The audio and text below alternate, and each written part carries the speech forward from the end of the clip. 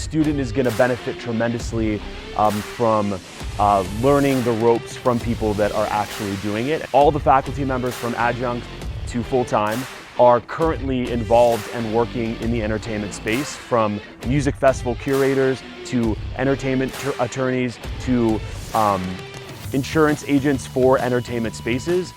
That really gives an upper hand because we are current with what's happening in the entertainment space.